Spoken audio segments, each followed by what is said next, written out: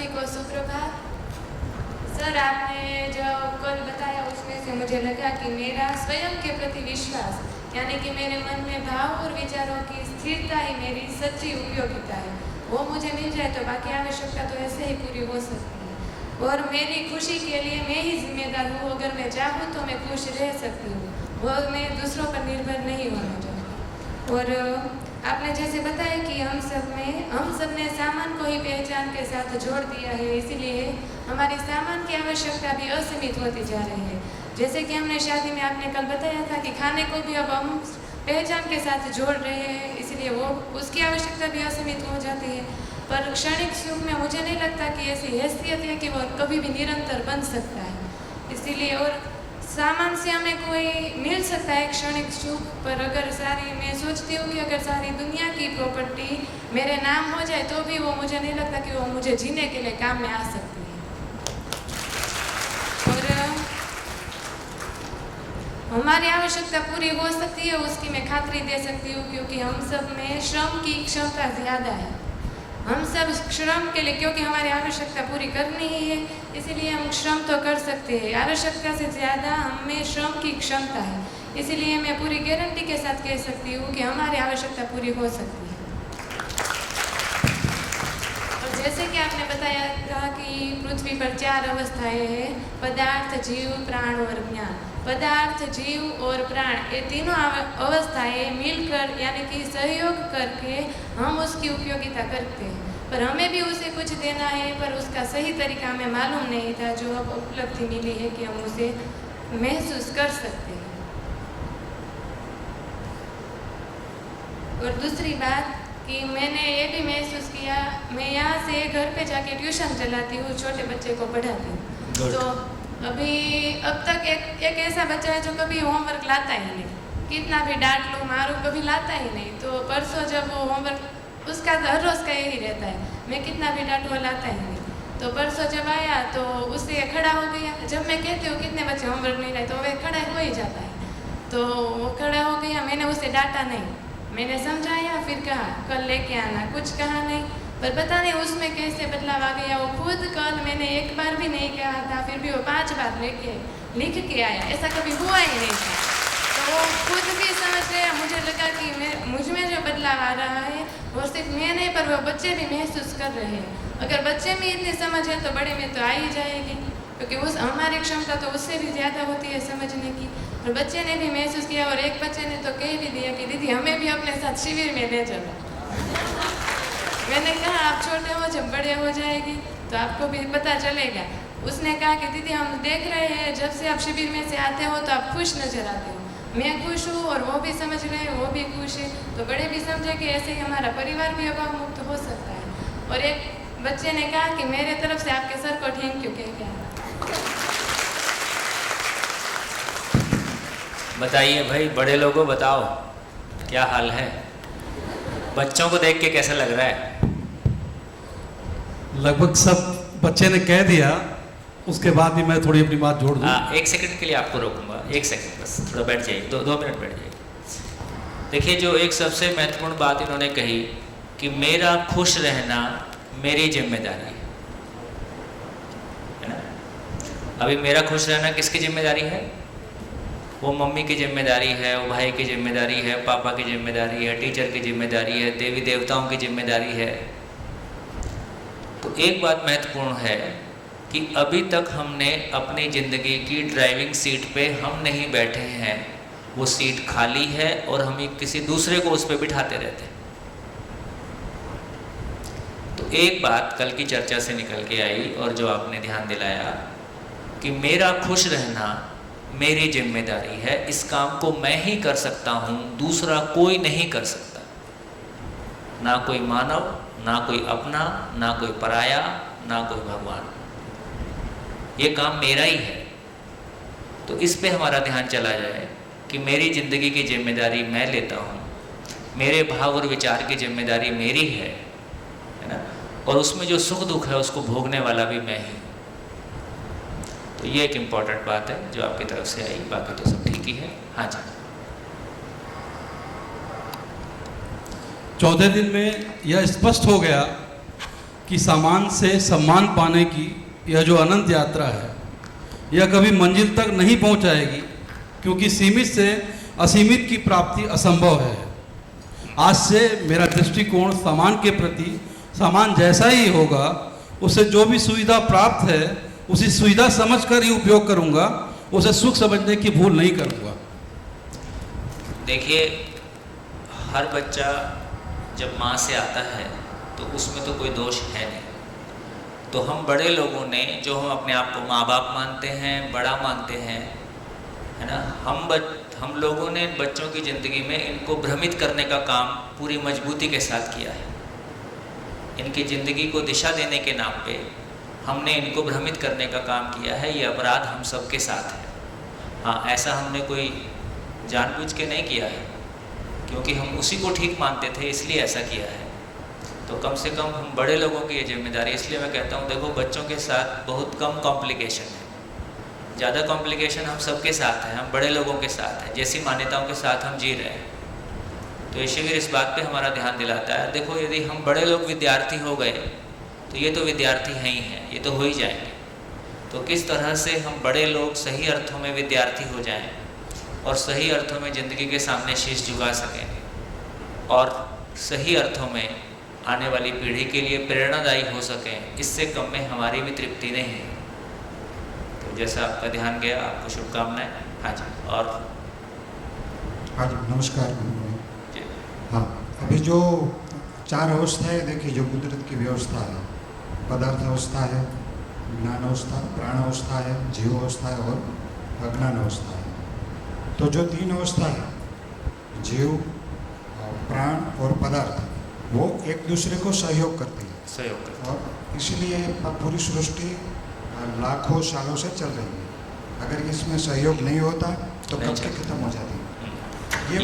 ये भी एक सोचने की बात है कि हम पुस्तकों में या कभी ऐसा भी पढ़ते हैं कि प्रकृति में संघर्ष है। जी, यदि संघर्ष होता तो सब कोई टिक नहीं पाता। जी सर। लाखों साल से सब टिके हुए हैं, इसका मतलब संघर्ष नहीं है, पूरकता है। पूरकता है, एक दूसरे की पूरकता है।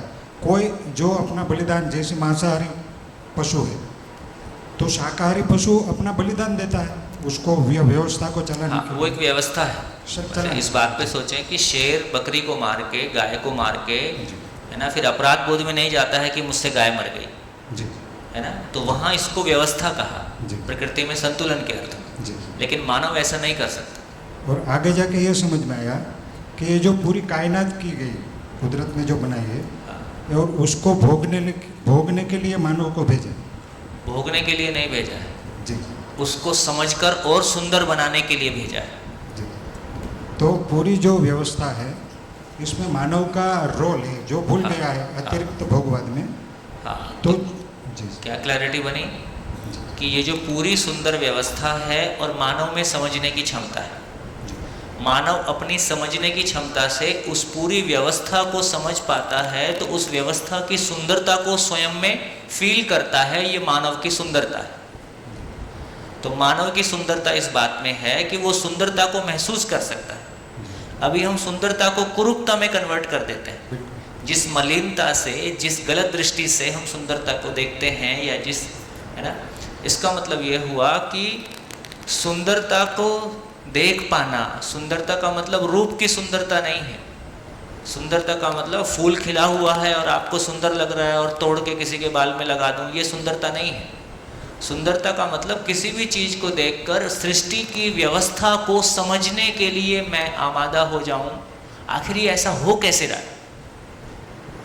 किसी भी चीज़ की ब्यूटी को देखकर इस बात पे ध्यान जाता है, देखो जितने पेड़ पौधे हैं उनमें पत्तियों का मतलब शेप का, साइज का, आकार का, सब तरह का एक संगीतमयता है। आखिर ये इतनी संगीतमयता हो कैसे रही है। तो प्रकृति की सारी सुंदरता हमको इस बात के लिए आह्वान करती है, देखो समझो ये कैसे हो रहा है। तो मैं उसको समझ पाता हूँ तो ये मेरी सुंदरता है। दूसरों को उस समझ को कम्युनिकेट कर पाता हूँ, ये मेरी सुंदरता का प्रमाण है। तो मानव इस धरती पे भोगने के लिए नहीं है, पशु योनि भोगने के लिए है। आहार, निद्रा, भय और प्रजनन, ये पशु योनि में जमता है। ये पशु योनि की बात है। आहार, निद्रा, भय और प्रयोजन मानव की बात नहीं है, क्योंकि मानव ज्ञान अवस्था की इकाई है। तो जब तक इस पूरी सृष्टि को वो समझेगा नहीं, उसको तृप्ति नहीं होगी, और जब तक उस तृप्ति को बांटेगा नहीं, उसकी तृप्ति का प्रमाण नहीं होगा। तो ये व्यवस्था समझ के मुझे मेरे होने का एहसास हुआ हाँ। कि मेरा होना क्यों है, हाँ। और मैं जो कर रहा हूँ, जो प्राकृतिक कृषि की जो बात कर रहा हूँ, उसको पहनावा कैसे वो कर रहा हूँ, तो मुझे अब समझ में आया कि जो प्रकृति की व्यवस्था मानव जिस तरीके से तोड़ रहा है, वो जोड़ने का मैं काम कर रहा हूँ, तो मुझे और संतोष मिल रहा है। बढ़िया। देखिए, पहले चरण में हमको इस बात पे ध्यान जाएगा कि गैप्स कहाँ पे हैं, गलती कहाँ पे हो रही है, एड्रेस कैसे गलत हुआ। एड्रेस कैसे गलत हुआ? प्यास लगी तो पानी का तेल पिया कि घी पिया? पानी पिया। भूख लगी तो खाना खाया कि ईंटा खाया? खाना खाया। अब सम्मान की तलाश थी, तो उसमें भाव डालूं कि सामान डालूं? ऐसा तो नहीं किया। मुझको सम्मान की आवश्यकता है, मेरी पहचान की तलाश है, तलाश गलत नहीं है, लेकिन उसको पूरा करने की हमारी समझ नहीं। प्यास को पूरा करने की समझ हमारी बन गई। देखो, ये जो खाना के जो जिंदा रहने वाला काम भी है, ये भी एक दिन में नहीं हुआ। कैसे आदमी ने जंगल युग में पहचाना होगा कि ये दाल खाने लायक है, धतूरा खाने लायक नहीं है, कौन सी चीज़ औषधि है, कौन सी चीज़ शरीर के लिए है, कौन सी चीज़ कितनी उपयोगी है, कौन सी चीज़ ज़्यादा मात्रा में खाने की है, मसाले कम मात्रा में खाने के हैं, ये आदमी ने कितने समय में तय किया होगा। इसको भी लंबा समय लगा होगा। कई लोग मर गए होंगे उल्टा सीधी चीज़ें खा खा के। तो ऑब्जर्वेशन से लगातार देखते देखते हजारों साल में हम खाने के बारे, कपड़े के बारे, मकान के बारे एक अच्छी स्थिति में पहुँचे हैं। तो जो कुछ भी अभी हमारे पास जिंदा रहने के अर्थ में भी उपलब्धि के रूप में है, इसमें भी कई सौ साल, हजारों साल लगे हैं। इसका मतलब है कि जो कुछ हो रहा है गलत नहीं है, एक क्रमिक यात्रा है, धीरे धीरे हम आगे बढ़ रहे हैं। इस यात्रा में बढ़ते बढ़ते जिंदा रहने की एक संतुष्टि पाने की जगह में आने के बाद हम ये पा रहे हैं कि जिंदगी का खालीपन शेष है। अब हमको ये पहचान में आ रहा है कि यदि मेरे अंदर सम्मान और पहचान की तलाश है, सम्मान और पहचान भाव है कि वस्तु है? सम्मान और पहचान भाव है कि वस्तु है? भाव है। उसकी पूर्ति भाव से होगी कि वस्तु से होगी? भाव से होगी। हमको सम्मान की तलाश थी तो हमने कार खड़ी कर दी। ये मानसिक दिवालियापन है। और पूरी आने वाली पीढ़ी को उसी रेस में धकेल दिया। इससे हमारा मनोबल कम होता है, इससे हमारे भीतर का खोखलापन बढ़ता है। बाहर मैं दिखा रहा हूं, देखो मैं कितना बड़ा आदमी हूं, अंदर से आपको एहसास होता है कि मैं कितना छोटा आदमी हूं।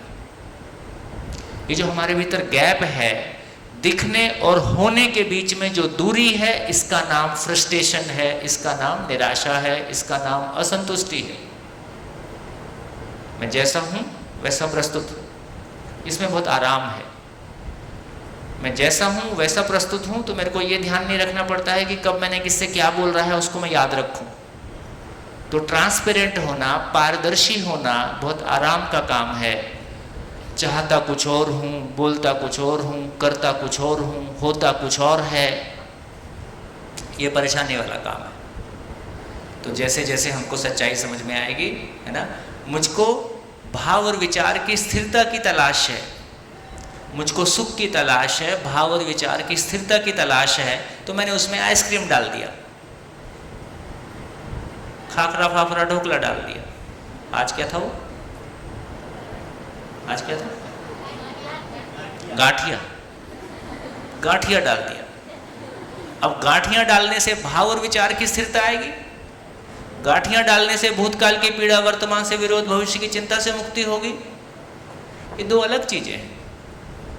तो जैसे जैसे हमारी ये क्लैरिटी बन जाएगी कि जिंदा रहने का कोई सामान जीने के काम आता ही नहीं है, धरती की सारी संपत्ति एक आदमी की जिंदगी में सुख को छू नहीं सकती, छू नहीं सकती। ये प्रकृति का नियम है, इसमें हम आप कुछ नहीं कर सकते। तो जो जिसकी जरूरत है, गाड़ी में पेट्रोल डालने से चलेगा कि देसी गाय का घी डाल देंगे? पेट्रोल डालने से ही चलेगा। तो जो जिसकी आवश्यकता है उसको पहचान के वही डालने से वो चीज़ चलेगी। हम उसमें कुछ अपनी मर्जी से कुछ करेंगे, मर्जी नहीं चलती है। प्रकृति का नियम नियम को समझने से उसके साथ चलना बनेगा। तो इस पे हमारा ध्यान चला जाएगा, ये अपने भीतर स्थिर हो जाएगा। अभी जल्दी स्थिर नहीं होगा, अभी यहाँ सुनने से ठीक लगता है, घर जाओगे तो फिर वैसे ही कुछ होने लगेगा, है ना। लेकिन इसके लिए आगे प्रक्रिया है कि आगे हम इस पूरी बात को अध्ययन करेंगे। इसमें 12-13 बुक्स हैं। शिविर केवल इतना ही है कि इस बात से हमारा परिचय हो जाए। परिचय होके हमको लगता है कि ये बात ठीक है, पूरा समझना है, तो फिर आगे उसकी प्रक्रिया धीरे धीरे आगे बढ़ेगी। आपकी इच्छा होगी, आपकी आवश्यकता होगी तो आगे सोचेंगे। हाँ जी, और माइक दीजिए। हाँ जी, बड़े लोग कुछ बोलना चाहें। हाँ, आपके पास माइक है, बोलिए। मेरा नाम शैलेश पटेल है, मैं गांधीनगर से आ रहा हूँ। मुझे शीतल मेरा फ्रेंड है, उन्होंने मुझे इनवाइट किया था। जब इनवाइट किया तब उन्होंने मुझे एक लिंक दी थी उससे पहले कि आप ये देखना।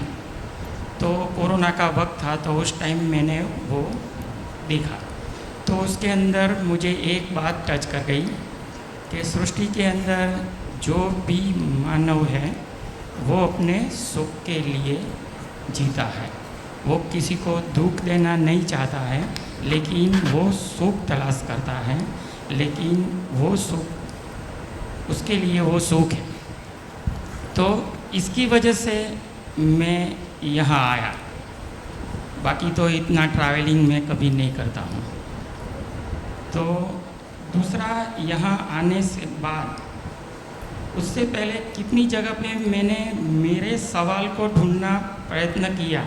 बहुत सारे संप्रदाय, जैसे खाली मैं एग्जाम्पल के तौर पे दे रहा हूँ, जहाँ जहाँ मैं जाता, ब्रह्मा कुमारी है, दादा भगवान है, स्वामीनारायण है, राधा स्वामी है, ये सब कुछ है।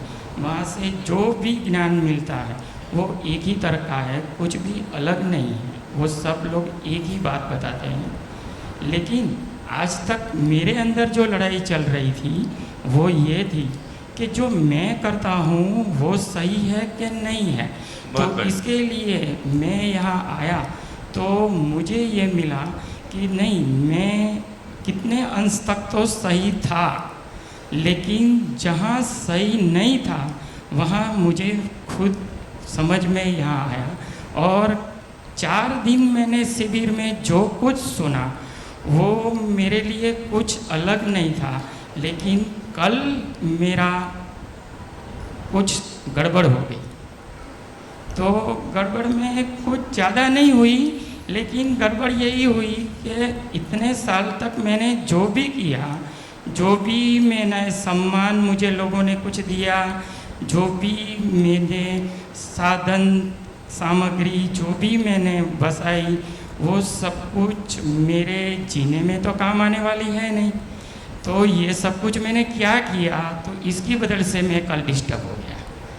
तो रात का सोचता रहा, रात को वैसे गया कि चलो आज पूरा जिंदा हो जाते हैं। तो खाना खाने के लिए बाहर चले गए। तो बाहर जाने के बाद जैसे खाने के लिए गए तो सूप का ऑर्डर दिया। तो सूप का ऑर्डर दिया तब पता चला कि भी करके नहीं सोचना है, समझ के करना है। तो पता चला कि भाई चलो कोई बात नहीं, ये एक ध्यान में तो आता है कि चलो आज से कोई भी काम करेंगे तो पहले ये सब कुछ सोच के ही करेंगे, पहले सोचते हैं फिर करेंगे। लेकिन आज तक जो भी किया है, जो भी मिला है, जो भी टोटल मैं करके ही समझा हूँ, बाकी समझ के कुछ भी मैंने नहीं किया है। तो ये मेरे लिए बहुत बड़ा एक दूसरा मुझे अच्छा मिला जी। बाकी बढ़िया, थैंक यू। देखिए, 2 बातें ध्यान देने लायक है। एक बात ये कि जब भी हम महापुरुषों की जीवनियाँ पढ़ते हैं, जब भी हम महापुरुषों की कोई जीवनियाँ या सफल लोगों की जीवनियाँ पढ़ते हैं, उसको पढ़ने से हमारे भीतर भी सफल होने का, ऊंचाइयों को छूने का एक उत्साह आता है। यहाँ तक ठीक है। लेकिन मेरी परिस्थितियों में मेरी चेतना के साथ मैं कैसे उड़ान भरूं, ये गैप बना ही रहता है। ये बात पहुंची है ना? तो महापुरुषों की जीवनियां पढ़ने से हमारे भीतर भी ऊंचाइयां छूने का उत्साह बनता है। लेकिन मेरी जिंदगी में मैं जहां खड़ा हूं, जिन परिस्थितियों के साथ हूं, इन परिस्थितियों में मेरे लिए ऊंचाइयों का मतलब क्या है? वे गांधी जी ने देश को आज़ाद कराया, अब तो देश आज़ाद है, और जिस मानसिकता से गुलाम है वो कल भी था, वो आज भी है। उससे मुक्ति का तो कोई रास्ता मुझको समझ में आता नहीं, क्योंकि मैं ही अपनी मानसिकता में गुलाम होता हूँ। फिर हमको लगता है पैसे लेके दे के कुछ अच्छा काम हो जाएगा। पैसे से कोई अच्छा काम हो नहीं पाता है, बिल्डिंग बन सकती है। अच्छा काम जो होने की बात है वो मानसिकता में कुछ अच्छा होने से कुछ अच्छा, उस बिल्डिंग का दुरुपयोग भी हो सकता है, बिल्डिंग का सदुपयोग भी हो सकता है, वो तो मानसिकता से होता है। तो एक तो बात ये इम्पॉर्टेंट है और समझने लायक है कि मेरी परिस्थितियों में मेरी चेतना और जिसको मैं ऊंचाइयों को छूना बोलता हूँ उसका क्या मतलब है? संसार मुझको जानने लगे ये ऊंचाइयों को छूना है? बहुत पैसा आ जाए ये ऊंचाइयों को छूना है? इसका मतलब ऊंचाइयों को छूने का मतलब है, ऊंचाइयों को छूने का मतलब है, इसको बहुत कोर में पकड़ लीजिए। इस देश में आज 10 लाख लोग आपके फॉलोअर हो जाएं, ये बहुत आसान काम है। 10 करोड़ लोग आपके फॉलोअर हो जाएं, वो भी हो सकते हैं, पॉपुलेशन पर्याप्त है। एक छत के नीचे शिकायत मुक्त, अभाव मुक्त हो जाना इस दुनिया का सबसे बड़ा काम है। अपनों के साथ में जी पाना, अपने में जी पाना, है ना? इसके लिए हमको बिल्कुल भी ना किसी धन की, अलग से किसी धन की आवश्यकता है। तो अपने में जीना आ जाए, जीने की जो खुशी है, उसके बाद ये सारी पैकिंग खत्म हो जाती है कि लोग मेरा सम्मान करेंगे कि मैं स्वयं में सम्मानित होता हूं, है ना? तो मैं स्वयं में सम्मानित हो जाऊं, इसके लिए मुझको किसी दूसरे की जरूरत उस तरह से नहीं है। तो दोस्तों, जिंदगी की जर्नी एकदम अलग है, और जैसा हम जीने की कोशिश कर रहे हैं वो रास्ता दुखी होने की तरफ जाता है, कोई आपको बचा नहीं सकता, क्योंकि जैसा सॉफ्टवेयर होगा वैसा रिजल्ट आएगा। रिजर्वेशन का सॉफ्टवेयर रिजर्वेशन करता है, दूसरा सॉफ्टवेयर वही, जिस काम के लिए जो सॉफ्टवेयर बना है वही काम करेगा। तो एक क्लैरिटी तो हमारी ये बनी कि महापुरुषों की जीवनियाँ पढ़ने से हमारा ऊंचाइयों को छूने का उत्साह आता है। पर ऊंचाइयाँ किसको बोलते हैं? क्योंकि उस महापुरुष ने अपनी परिस्थितियों में जो किया वो मुझको नहीं करना है। राम भगवान वो रावण सीता को ले गया, हमारी पत्नी तो घर में है, पहले किसी को बुलाऊं कि तुम लेके जाओ फिर मैं छुड़ाने आता हूँ, ये तो नहीं होगा। तो घटनाएं सबकी ज़िंदगी में अलग अलग हैं, एक बात ये होगी। लेकिन अपने परिवार में शिकायत मुक्त, अभाव मुक्त होकर जिया जाए, ये सबके लिए वांछनीय है, आवश्यक है, संभव है, और यही करना है। नंबर 1।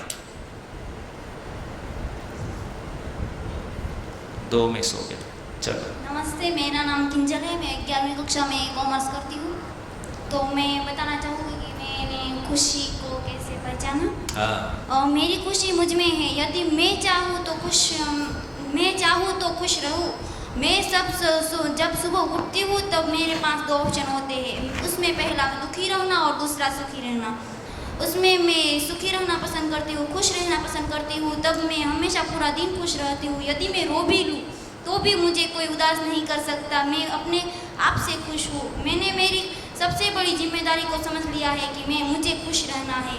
हम सुख और खुशी में पाने के लिए तरह तरह के तरीके अपनाते हैं, लेकिन आज मुझे कम फॉर्म हो गया कि हमारी खुशी हम में है, वो हमारे अंदर है, किसी और के हाथ में नहीं कि मुझे खुश करे। वो खुद मेरे हाथ में है। मेरी सुंदरता मेरी खुशी है। जब ये मैंने फूलों में भी देखा है कि वो केवल सुबह आता है और रात को चला जाता है, फिर भी वो कितना खुश रहता है और कितना खुश रहता है।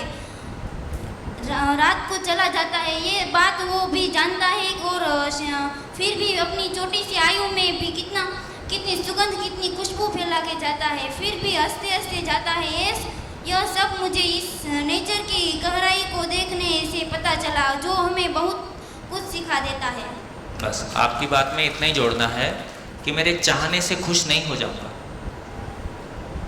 सुबह उठ के आज मैंने चाहा कि आज मैं खुश रहूंगा, ये संभव नहीं है जब तक उस खुश होने की योग्यता मेरी ना आ जाए। कि मैं कल से सोचूं कि मैं कल से फ्रेंच बोलूँगा, ये ऐसा नहीं हो जाएगा। जब तक वो फ्रेंच में सीखूंगा नहीं है ना, तब तक मैं नहीं बोल सकता। तो मैं, ये तो हमारे भी पास में चाहत है कि हाँ मैं सुखी होना चाहता। अब तक मुझको लगता था कि ये दूसरों पे निर्भर है, भाग्य है, प्रारब्ध है ना, अपना घर के लोग कैसे हैं, उनका नेचर कैसा है। अभी तक हमको लगता था कि दूसरों पे निर्भर है। ये एक शिफ्ट आया है कि मेरे समझने से मैं सुखी होता हूँ और हम सभी समझ सकते हैं, उस पर किसी का कॉपीराइट नहीं है। बढ़िया। और हाँ जी,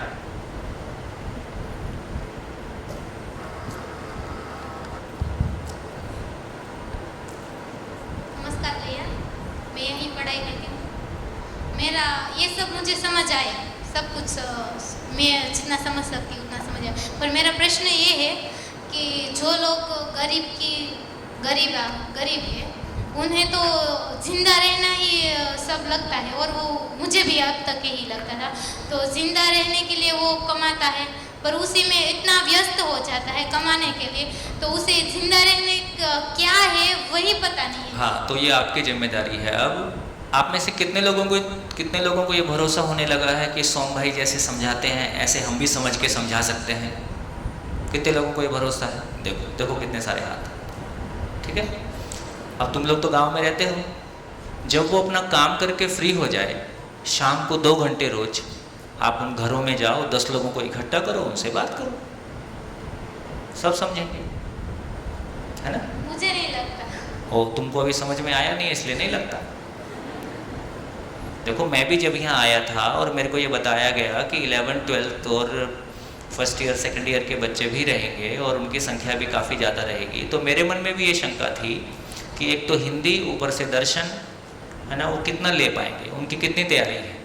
ऐसे बच्चों को किसी भी कॉलेज में बिठा दिया जाता है, कोई भी इस तरह के लेक्चर होते रहते हैं। तो मेरे मन में भी शंका थी, लेकिन मेरी शंका आपके साथ बात करके दूर हो गई। तो ऐसे ही आपके मन में शंका है, जाओगे तो दूर हो जाएगी। कदम बढ़ाओ, जो भी मुश्किलें आएंगी ठीक हो। हर आदमी, ये तो समझ में आ गया ना, सुखी होना चाहता है, सुखी होना चाहता है, उसको भरोसा हो जाए कि तुम सुखी हो और तुम समझा सकते हो। क्यों नहीं समझेगा? क्यों नहीं समझेगा? समझेगा, अपनी योग्यता का सवाल है। हाँ जी, उसी दिन आपकी समझ का प्रमाण माना जाएगा जिस दिन आपके माध्यम से आपके गांव में आपके एज ग्रुप और आपके एज ग्रुप के कम लोगों के बीच में आपकी स्वीकार्यता बनेगी कि आपसे कोई बात समझ सकते हैं। जैसे उस बेटी ने कहा, यदि आपके व्यवहार में, आपकी बॉडी लैंग्वेज में परिवर्तन आता है तो सामने वालों को दिखता है और वो स्वीकार्य है। सच्चाई को आदमी स्वीकार सके, ये उसकी हैसियत के बाहर है। हाँ, कौन कितना चलेगा नहीं चलेगा बात की बात है, तो अपनी तैयारी करो। एक बात और बोलना चाहता था, जैसे आप लोग पढ़ते हो, अब क्यों जीना है और कैसे जीना में पढ़ाई कहाँ आती है? उसकी कोई जगह है कि नहीं है? फिजिक्स, केमिस्ट्री, मैथमेटिक्स, इसकी कहाँ जगह है? कोई जगह है कि नहीं है? उसको पहचान रहे हो कि नहीं पहचान रहे हो? क्यों जीना है, कैसे जीना है में मेरी ग्रेजुएशन कहाँ आती है?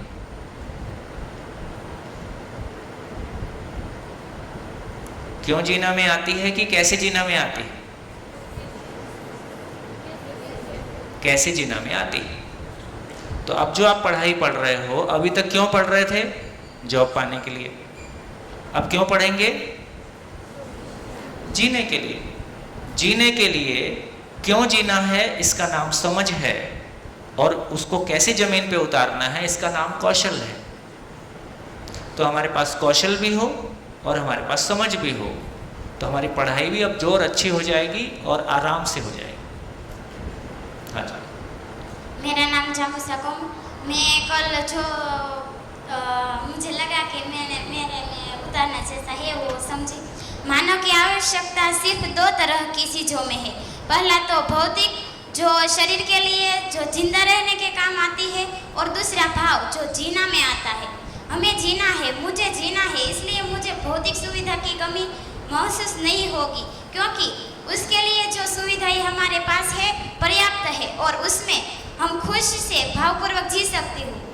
व्यवस्था का स्वरूप जो नीचे से ऊपर तरफ जाता है उसका एक ही सूत्र है, जीने दो और जियो। और कल मैं खुश थी क्योंकि मुझे अब तक यही लगा था कि मैं जितनी खुश होती हूँ ना बाद में उतनी रोती हूँ, इसलिए मैं जब खुश होती हूँ तो अचानक मुझे याद आ जाता कि मैं इतनी रोऊंगी भी। तो मैं कल ये दुख के बारे में सुनकर मुझे खुशी हुई और मैं मेरे दोनों भाई बहन के साथ भी अचानक हम हंसते हैं तो मैं चुप करा देती हूँ क्या बस अब नहीं हंसना है क्योंकि इतना रोना भी पड़ेगा। मैं पर फिर कहती भी हूँ कि मैंने अनुभव करके ये सब तुमको कह रही हो, मैं ये बात उसको भी मना ली, पर कल पता चला कि ऐसा नहीं है। खुश हमारे होने से ही होता है, जो हम खुशी मतलब ऐसा नहीं होता कि खुश के बाद दुख हुई होता है। मैंने बस यही कब से बैठा था मन में पता नहीं, पर यही लगा था मैं जितनी खुश होती हूँ बाद में इतनी दुखी भी होती हूँ, तो खुश में थोड़ा संकोच होता है कि अब मुझे खुश नहीं होना है, पर अब मैं खुशी से अब मैं कितने लोगों के साथ ऐसी मान्यता है? ये देखो, अरे मेरे साथ भी बचपन में ऐसा था, मुझको भी मेरा याद है। मैं हंसते हंसते डर के मारे चुप हो जाता था, क्योंकि हमने सुना था जितना हंसोगे उतना रोगे। ठीक? और इस सेंटेंस को अब समझना होगा कि ये कहाँ सही है कहाँ गलत है। जिंदा रहने के धरातल पर ये सही है। भाई हमको मान लीजिए मसाले वाला खाना खा के अच्छा लगता है। अब वो मसाले वाला खाना खा के अच्छा तो लगा, जितना अच्छा लगा उतना फिर वो पेट खराब करेगा तो रोगे।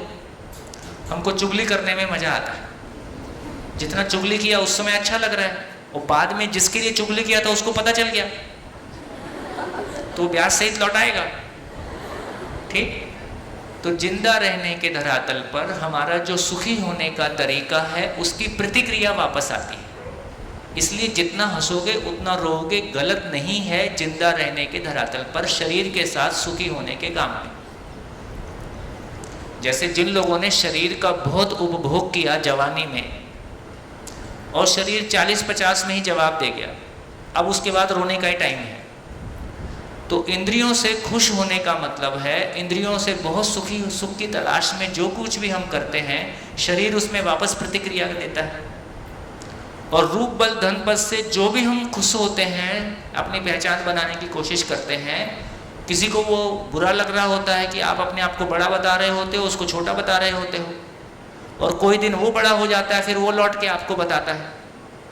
तो जिंदा रहने के धरातल पर या तो इंद्रियों की प्रतिक्रिया आएगी या लोगों की प्रतिक्रिया आएगी। इसका मतलब है जितना हंसोगे उतना रोओगे गलत नहीं है जिंदा रहने के धरातल पर।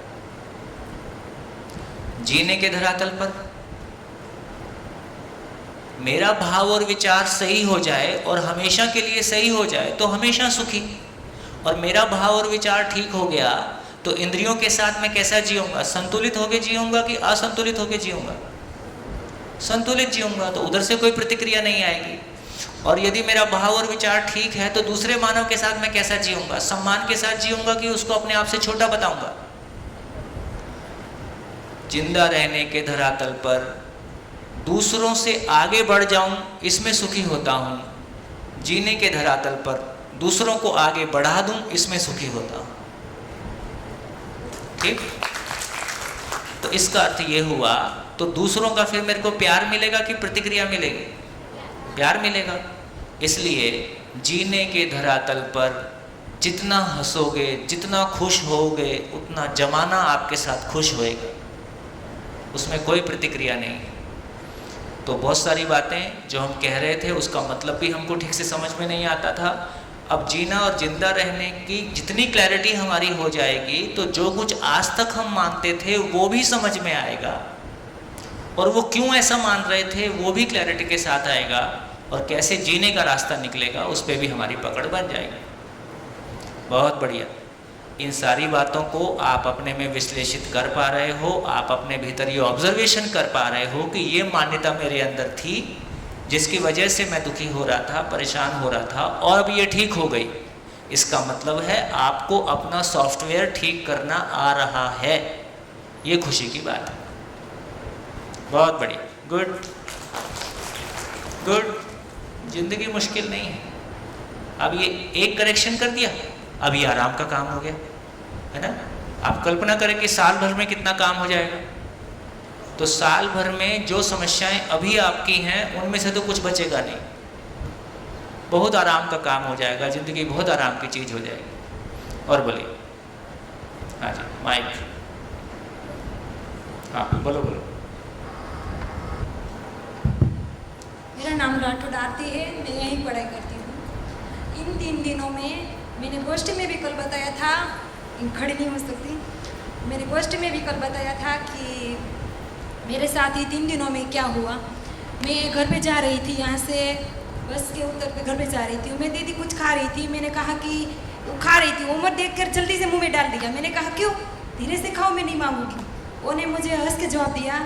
उसके मेरे साथ इतना हंसा, थोड़ा सा हंसा, और मैंने भी उसके साथ हंसा। फिर से मैं पापा के पास गई, मैंने इतनी थोड़ी सी बात की कि मेरे स्कूल में ऐसा ऐसा हो रहा है, ऐसा ऐसा हो रहा है। तो मैंने पापा को अगले दिन कहा था कि मेरे लिए 3 नोट लाना। तो पापा ने कहा कि ओके। तो मैंने उसके दूसरे दिन पूछा कि पापा मेरे लिए नोट लाए, तो उसने कहा नहीं। नोट मतलब नोटबुक? नोटबुक। मैंने कहा, इसने कहा नहीं, तो उसने कहा कि नहीं। तो मैंने क्या, कोई बात नहीं, कल लेकर आना। तो मैंने पीछे मुड़ के देखा तो पापा हंस रहे थे। फिर मैं मम्मी के पास गई, तो मम्मी ने कहा कि वो लाओ। मैंने सुना नहीं कि उसने क्या कहा। फिर मैंने उसको दूसरी बार पूछा, मम्मा कहा? तो उसने कहा कि वो लाओ, सुनती नहीं हो, कितनी बार कहते हैं। तो मैंने कहा कि मैंने नहीं सुना। उसको मुझे हंस के जवाब दिया, मैंने नहीं सुना, ये लो। तो वो भी हंस रही थी। फिर हम जब इकट्ठा जमने के लिए इकट्ठा हुए, तब एक दूसरे को बात शेयर कर रहे थे कि वो आज मैंने उसमें इतना चेंज देखा। पापा ने कहा मैंने भी देखा, दीदी ने कहा मैंने भी देखा। वो सब ने मेरे में चेंज देखा, पर मैं समझ में नहीं आती कि मुझे ये चेंज क्यों आई। मुझे सुख की अनुभूति हुई, पर वो चेंज आया मेरे में, उसकी अनुभूति नहीं हुई। उसको मैं वंदना दीदी ने भी बताया था कि होगी, पर वो अभी तक नहीं हुई। सुख की अनुभूति हुई, पर वो चेंज की अनुभूति अभी तक नहीं हुई। देखो, सूत्र है, जो जिसके पास है वह उसको बांटेगा। दुखी आदमी सुखी आदमी सुख बांटेगा। तो इसका मतलब ये हुआ कि अभी जैसी जिंदगी हम जी रहे हैं उसमें उसका कोई लक्ष्य नहीं है। तो घर में काम करने वाला आदमी अपने काम से दुखी है। उसको नहीं पता कि वो क्यों रोटी बनाता है, क्यों दिन भर घर में मेहनत करता है, पर उसने मान रखा है कि दूसरों ने मान रखा है कि भाई तुमको ऐसा करना है।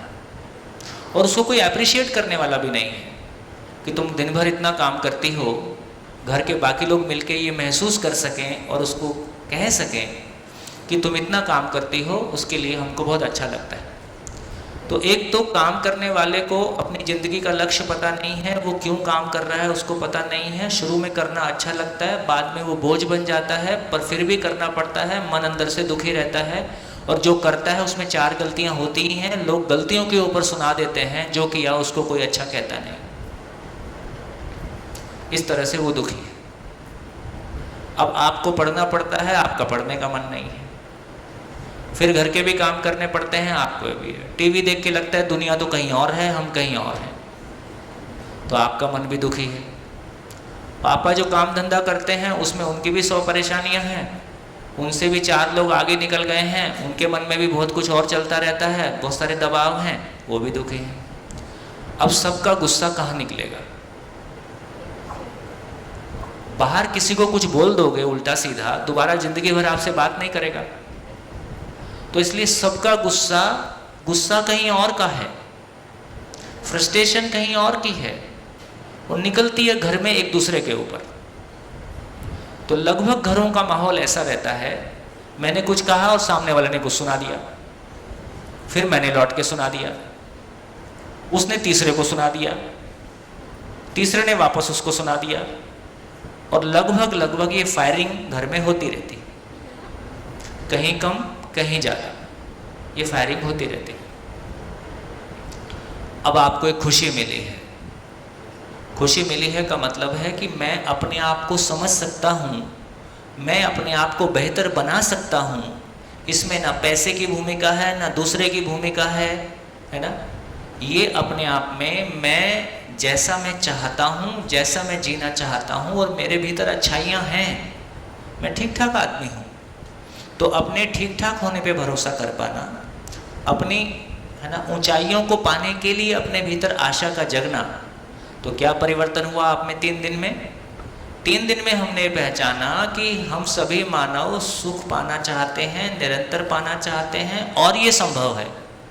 आशा जगी है, अभी जीने की योग्यता आ गई है कि जीने के प्रति आशा जगी है। अभी जीने की योग्यता आ गई है कि जीने के प्रति आशा जगी है। समझ में नहीं आ रहा है?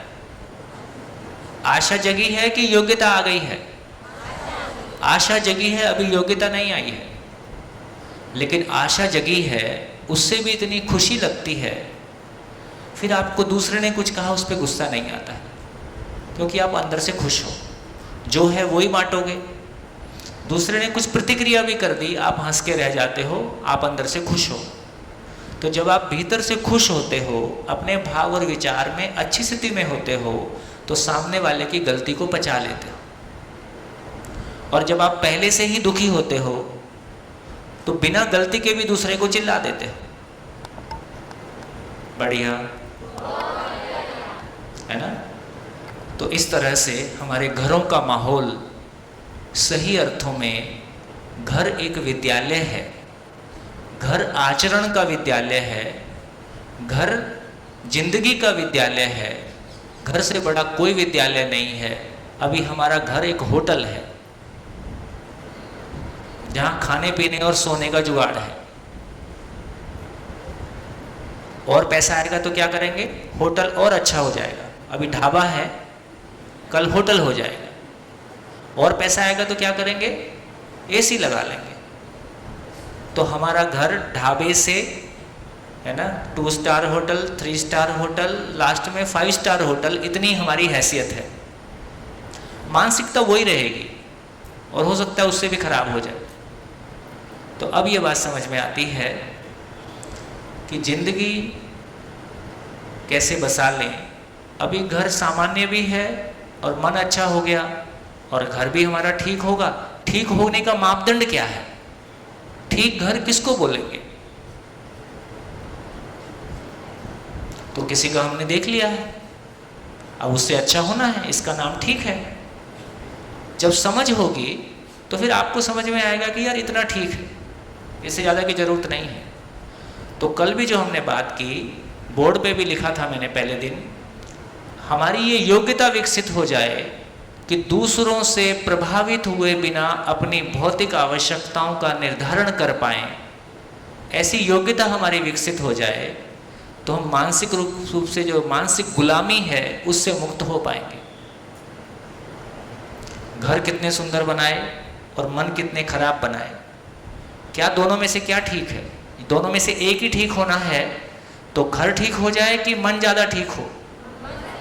घर सामान्य रहेगा चलेगा, उसमें भी आप खुश रह सकते हो। घर संगमरमर का भी हो गया और आप मरमर के जी रहे हो, ये स्वीकार नहीं है। फिर आपको खुद ही समझ में आएगा कि कौन चीज़ कैसी रहनी चाहिए। गुड, बहुत बढ़िया। और बोलो। हाँ बेटा, हाँ जी। नमस्कार सर, मेरा नाम जयेश मंझारिया है सर। सर मैं जब छोटा था तब गांव में रहता था, ठीक है सर। और गांव के ज़्यादातर लोग तो वैसे ही मुझे ऐसा लग रहा है कि खुश ही है, क्योंकि जैसे सौराष्ट्र के जो गांव है उसमें आप कहीं पे भी जाओगे तो आपको व्यक्ति में भाव दिखेगा ही। वो उसके पास कुछ नहीं होगा तो भी वो आपको खाना खाने के लिए फोर्स करेंगे। मुझे ऐसा लगता है सर, क्योंकि मैं वहाँ रहा हूँ। तो सर वो मुझे ऐसा लगता है कि वो उसके पास साइकिल है तो भी वो अपने अंदर से तो खुशी है। उसको दूसरे के प्रति कंपटीशन मुझे नहीं लगता कि है, क्योंकि वो उसके पास जो है उसमें वो खुश रहता है। तो मेरा सवाल ये है सर कि क्या वो सही में जी रहे हैं? नहीं, ऐसा नहीं है। देखिए, यदि जी रहा होता तो तो दूसरों से प्रभावित होकर गांव छोड़ के शहर भागता और ये सारे काम तोड़ नहीं होते। इसका मतलब है थोड़ा समझना पड़ेगा। जैसे गांव में सबके घर एक जैसे होते हैं, कम ज़्यादा, तो वहाँ ये होड़ नहीं है कि उसका घर मेरे से बेहतर हो गया है। लगभग सबके पास साइकिल या टू व्हीलर है, सब लोग एक ही तरह की आर्थिक स्थितियों के हैं। अब गांव में भी किसी का घर एकदम से पलट के बहुत अच्छा हो जाए और उसके घर में गाड़ी आ जाए तो दूसरों को दिखाई देगा कि नहीं देगा? और ये गलत नहीं है। मानव में प्रवृत्ति है कि किसी अच्छाई को देखकर फिर वो भी उसके जैसा होना चाहता है। अभी अच्छाई का कोई सार्वभौम मापदंड तो हमको मिला नहीं, अभी सुविधाओं में अच्छा होने को हमने अच्छा कहा। तो लगभग स्थिति ये बनी, देखो पुरानी फिल्में आपको तो याद नहीं होंगी, पुरानी सारी फिल्में ग्रामीण जीवन शैली पे दिखाई देती थी। अभी की सारी फिल्में 5 स्टार जीवन शैली पे दिखाई देती हैं। ठीक हो गया? तो फिल्में देख के शहरों में किसी के यहाँ आने जाना करने से हमारे मन में कंपैरिजन होता है, और कंपैरिजन एक ही जगह होता है क्योंकि जिंदा रहने के धरातल पर हमारे लिए जो आगे बढ़ने का मतलब है वो साइकिल से टू व्हीलर, टू व्हीलर से कार और कार से बड़ी कार। सामान्य घर से अच्छा घर, उससे और अच्छा घर, 5 स्टार घर। तो अभी हमारी कल्पना इतनी ही दौड़ती है। सारा फॉरेन जाने के लिए हम क्यों इतने आमादा हैं कि वहाँ जल्दी पैसा हाथ में आ जाएगा। तो कुल मिला के यदि मानव जाति को 99.9 को या 99% को कोई चीज़ समझ में आई तो वो पैसा है, और पैसे से जीवन शैली है, और उससे कुल मिला के भोग है। तो इसका मतलब ये था कि सौराष्ट्र के गांव में हम पहले किसी अच्छी आस्थाओं के साथ जी रहे थे। हमारी आस्थाएं अच्छी थी, दूसरे की सेवा करना और अपने गांव में श्रम करना, उतना ही हमने देखा था। जब कंपैरिजन करने के लिए दूसरा मॉडल सामने आ गया तो उस मॉडल के सामने हम टिक नहीं पाए। इसका ये तो मतलब है कि हमारे पास समझ नहीं थी, मान्यता थी, आस्था थी, लेकिन फिर भी हम किसी अच्छी स्थिति में थे। तो अपनी अच्छाइयों को जो मानने के आधार पर थी, उनको जब हम इस तरह के किसी शिविर में आते हैं तो हम अपनी अच्छाई को पहचान पाते हैं, यार हम तो पहले से भी ठीक ठाक थे। लेकिन वो जो ठीक ठाक थे उसको हम ठीक ठाक नहीं मान रहे थे क्योंकि दूसरे उसको ठीक ठाक नहीं मान रहे थे। अब क्या आधार मिल गया? अब एक यूनिवर्सल मापदंड मिला कि नहीं, हमारी ये जो कुछ हम जी रहे थे जीवन में श्रम, जीवन में 3 ही चीज़ें हैं, श्रम, सेवा और ज्ञान। जिंदगी का 3 कॉम्बिनेशन है, श्रम, सेवा, ज्ञान। तो हमारी जीवन शैली ठीक है। फिर यदि अपने में विश्वास आएगा तो दूसरों से कंपेयर करके हम अपने आप को प्रभावित नहीं होने देंगे। और फिर यदि हमको लगेगा कि हमारा घर और ठीक होने की ज़रूरत है, सुविधा और होने की ज़रूरत है, तो अपने गांव में या अपने आसपास क्या किया जाए कि हमारी इनकम बढ़े, उसके लिए हम कोशिश करेंगे। 10 साल लगेंगे, 20 साल लगेंगे, ठीक हो जाता है।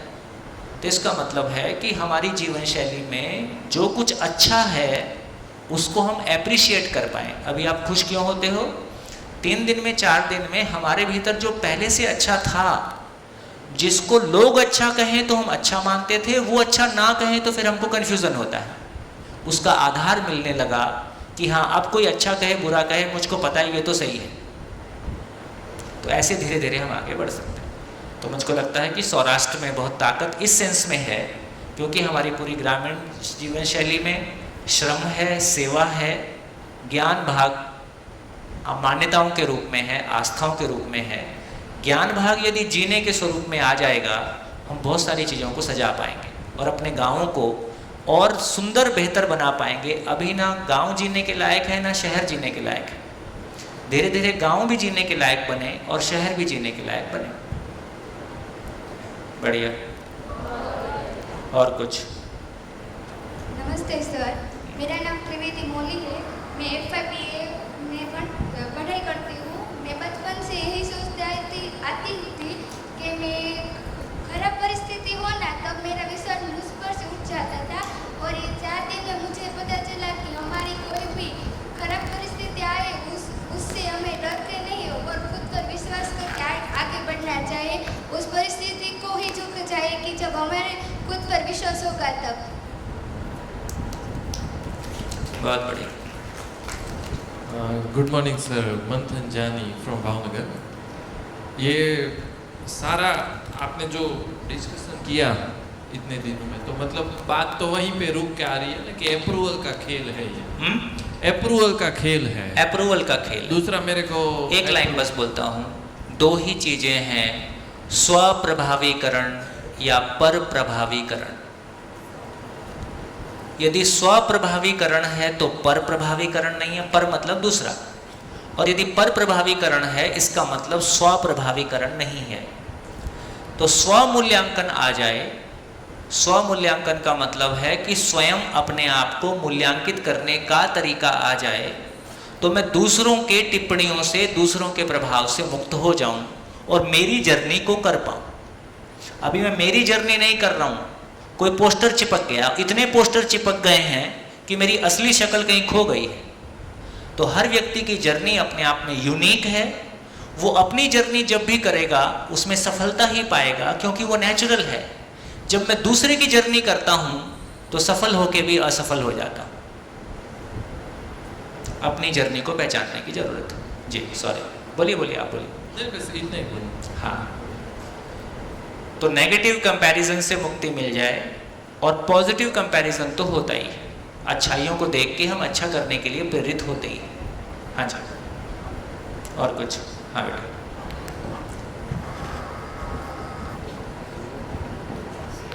पहले जब पैसे की खोज नहीं हुई थी तब हमारे रूरल डेवलपमेंट भी इतना कुछ नहीं था, तब लोग मिलजुल के रह रहे थे और आदान प्रदान की प्रक्रिया चल रही थी, लोग मिल बांट के खा रहे थे, जी रहे थे। तब क्या वो सही मायने में जी रहे थे? हाँ, जी रहे थे और ठीक जी रहे थे, लेकिन मान्यताओं में जी रहे थे। समझ के नहीं जी रहे थे, मान के जी रहे थे, मान के जी रहे थे। यदि समझ के जी रहे होते तो अपनी उस जीवन शैली से इतने प्रभावित होकर सब छोड़ छोड़ के भाग नहीं जाते। देखो, यहाँ के गांव का मुझको पता नहीं है, नॉर्थ इंडिया का, दिल्ली के आसपास का 100, 200, 300 किलोमीटर का इलाके में गांव में वो लोग बचे हैं जिनको शहर जाने का रास्ता नहीं मिला है। गांव में वो लोग बचे, तो गांव में रिजेक्टेड लॉट बचा है, और जो अपने आप में बहुत फ्रस्ट्रेशन में है, हम ही नर्क में बचे हैं, बाकी सब चले गए, वो अपने आप को नर्क में मानते हैं। तो इसका मतलब ये हुआ कि अपने को ये समझना पड़ेगा। तो एक समय था, मेरे ही बचपन का जो मैंने गांव अपना देखा है, वो गांव काफ़ी अभी से काफ़ी ठीक था, सुविधाएं कम थी गांव का। जैसे मैं गांव का लड़का हूं और गर्मी की छुट्टियों में हम गांव में आते थे, तो मेरे को ये फील होता था कि मैं पूरे गांव का लड़का हूं। किसी भी खेत से निकले और किसी ने गुजर गया, वो अपना काम रोकता था, हमारे पास आता था, दो बातें पूछता था, हालचाल पूछता था, सर पे हाथ फिराता था। तो हमको ऐसा लगता था कि जैसे हम पूरे गांव के बेटे। और 2 महीने की छुट्टियों में हम इंतजार किया करते थे कि कब छुट्टी हो और कब गांव जाएंगे। जब मेरा बच्चा बड़ा हुआ तो वो गांव नहीं जाना चाहता है, कि उसको लगता है ना तो उसने गांव में वो प्यार देखा, और शहर में मच्छर नहीं है, गांव में मच्छर भी है, तो उसको वहाँ जाने का कोई बहुत मतलब समझ में नहीं आता कि क्यों जाऊँ। तो मैं ये कहना चाहता हूँ कि हमारे जो पुराने गांव थे वो किसी आस्थावश किन्हीं अच्छाइयों के साथ जी रहे थे, कहा जा सकता है। सुविधा की कमी थी, ये भी कहा जा सकता है, लेकिन वो आस्थाएं उनकी मानी हुई थी, वो उनकी अपनी समझ थी, ऐसा कहना मुश्किल है। ठीक है, अभी क्या हो रहा है, अभी समझ की रोशनी में जो कुछ हमारे पास अच्छा था हम उसको अप्रिशिएट कर पाएँ, जो हमने नकलची बंदर के रूप में किया था उसको रिजेक्ट कर पाएँ और दोबारा अपनी ज़िंदगी शुरू कर पाएँ। जैसे मैं शहरों में शिविर करता हूँ, तो शहरों में बहुत सारे लोग रिटायरमेंट प्लान बना रहे होते हैं कि अब जितना पैसा मेरा नौकरी का आएगा, पीएफ का आएगा, इसका आएगा, तो मैं शहर में प्लॉट ले लूँगा। शिविर करने के बाद वही सारे लोग सोचने लगते हैं कि इतने पैसे में यहाँ जितना बड़ा प्लॉट आएगा, जितना बड़ा मकान आएगा, इतने पैसे में तो मेरे गांव में जाके मैं लौट के कुछ करूँगा, और वहाँ तो घर पहले से ही है। तो बहुत सारे लोग ये सोचने लगते हैं कि वापस अपने गांव लौट के हम कुछ अच्छा सोचें, करें। तो इसका मतलब ये है कि कुल मिला के आदमी की सुख की तलाश, यदि सुविधा में सुख की तलाश है तो फिर शहर ही दिखाई देता है। यदि ज़िंदगी में सुख की तलाश है तो वो ज़िंदगी, जहाँ गांव थोड़ी सी अभी अच्छी स्थिति में है, गांव की अपनी परेशानियां हैं, है ना, लेकिन फिर भी हमारी समझ होगी तो मिलजुल के रास्ते निकाले जा सकते हैं। फिर शहर में रहें, गांव में रहें, वो इम्पोर्टेंट नहीं है। जहाँ रहें सार्थकता के साथ रहें, मीनिंगफुलनेस के साथ रहें, वो इम्पोर्टेंट है। बढ़िया, हाँ जी। बोलिए। एक छोटी शेयरिंग, ये गांव का आपने जो बोला, मेरा भी ऐसे ही गांव है और 15 दिनों की छुट्टियों में जब मैं छोटा था तब पिताजी और माँ लेके जाते थे और वैसे ही मैं एंजॉय करता था गांव जाना। और तब जो खेत खलियान होते थे वो बिल्कुल ओपन होते थे और घर से हाथ दिखा जाते समय बहुत बुरा लगता था वापस शहर में आना। तो वहाँ से जब हाथ दिखाते थे तो कई दूर तक हाथ दिखाई चालू होता था और रहता ही था वैसे। पर आज वहाँ पे कंपाउंड्स बन गए हैं और किसी के कंपाउंड में अगर हम चल के जाते हैं तो पहले तो वो देखते हैं अरे वो क्यों आया है। तो भाव की नज़र से अगर मैं उसको अभी ऑब्जर्व करता हूँ, स्वागत भाव नहीं रहा। हाँ, और कंपाउंड बनने से वो मेरा है, अगर वो भाव बन जाए और वो भय ही निकल जाए लोगों के मन से कि मेरे कंपाउंड में अगर वो आया है तो कुछ आनंद लेने के लिए आया है, कुछ लेने नहीं आया है, कुछ मेरे से ले जाना नहीं आया है, वो अगर आ जाए तो दुनिया के सारे कंपाउंड हट जाए। देखो, हम सभी लोग जिंदगी भर मेहनत कर करके अपने घरों में सिकुड़ गए हैं, है ना। अब पहले शहर और गांव में ज़्यादा अंतर नहीं था। अभी जब आदमी शहर में इतना बड़ा मॉल देखता है, इतने सारा मल्टीप्लेक्स देखता है, इतनी सारी चीज़ें देखता है और गांव में आता है तो उसको बिल्कुल नहीं लगता कि मेरे को गांव में रहना है। तो ये जो सुविधा को भोगने का और देख के जो दोनों के बीच के अंतर, पिछले 20 सालों में ये अंतर बहुत बड़ा है।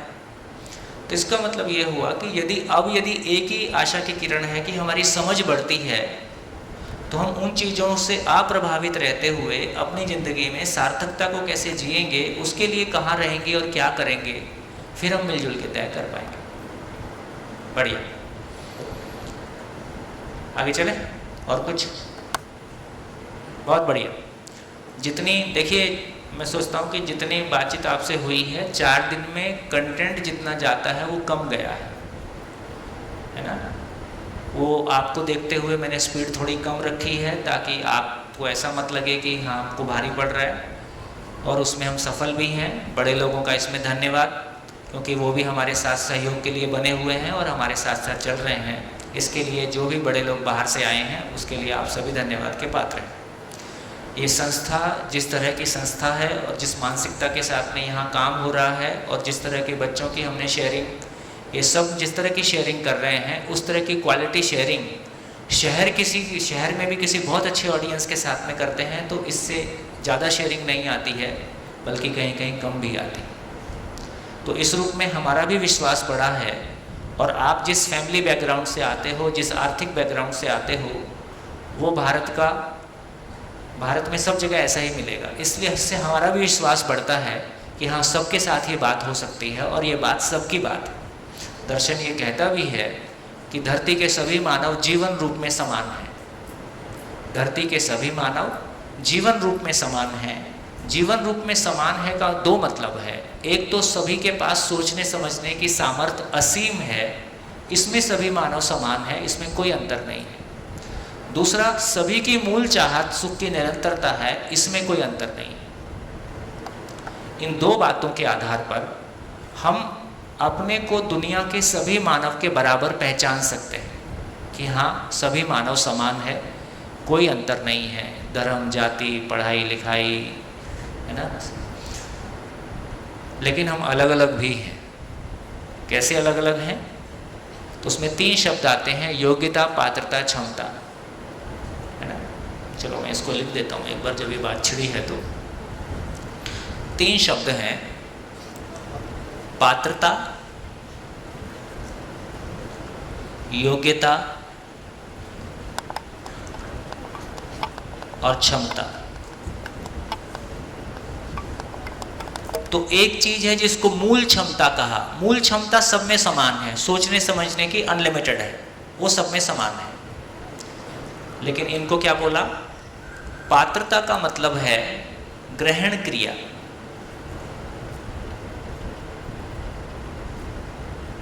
ग्रहण क्रिया मतलब कितना आप ग्रहण कर पा रहे हो। जैसे मैं बोलने वाला तो एक आदमी हूँ, लेकिन सभी लोग एक समान ग्रहण करेंगे? सब लोग अपनी पात्रता के अनुसार ग्रहण करेंगे, जितनी आपकी पात्रता होगी। पात्रता का मतलब है पात्र, बर्तन। तो जैसा आपका मानसिक बर्तन है, जितना आपका इस तरफ ध्यान गया है जिंदगी की तरफ, उतना आप ग्रहण करते हो। तो इसका मतलब ये हुआ कि पात्रता अनुसार समझने का काम होता है। आप कितना समझोगे, जैसी आपकी पात्रता है। और पात्रता सबकी फिक्स है कि ये बदलती रहती है? बदलती है। जैसे पहले दिन जो आपकी पात्रता थी और आज जो आपकी पात्रता है, वो पहले दिन वाली है कि बदल गई है? बदल गई है। पहले दिन से आपके सुनने का कॉन्फिडेंस, आपके सोचने का, आपके बोलने का, है ना, सबका बॉडी लैंग्वेज बदला हुआ है। इसका अर्थ ये हुआ कि मानव एकमात्र इकाई है जिसमें पात्रता का विकास होता है। बकरी में पात्रता का विकास नहीं होता, शेर में नहीं होता है, पेड़ में नहीं होता है। मानव एकमात्र इकाई है जिसमें पात्रता का विकास हो सकता है। और पात्रता का विकास कितना हो सकता है? कितना हो सकता है? उसकी अंतिम सीमा क्या है? वो सृष्टि में जो कुछ भी है सब कुछ को समझ सकता है।